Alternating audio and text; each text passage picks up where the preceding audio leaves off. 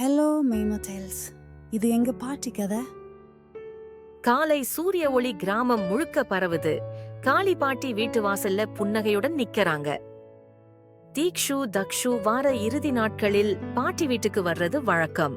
மகிழ்ச்சியா பாட்டி வீட்டில் விளையாண்டு பொழுத கழிப்பாங்க.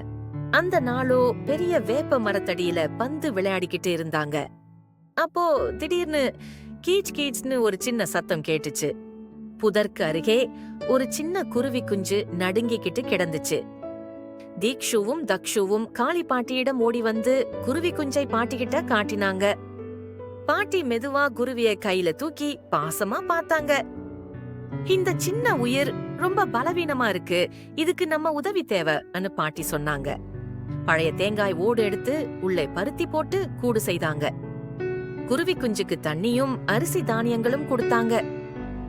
நாட்கள் கடந்தது. குருவி பலம் அடைஞ்சது, சிறகடிக்க ஆரம்பிச்சது. ஒரு நாள் பெரிய குருவி கிளையில நின்று கூவுச்சு. அம்மா குருவி சத்தத்தை கேட்ட குருவி குஞ்சு தீக்ஷுவின் கையிலிருந்து சிறகடித்து பறக்க ஆரம்பித்தது. சோர்வோடு இருந்த அந்த குருவி குஞ்சு இப்போ பாட்டியோட உதவியால அம்மா குருவியோட சேர்ந்துகிட்டு வானத்துல வட்டமிட்டு பறந்து போச்சு.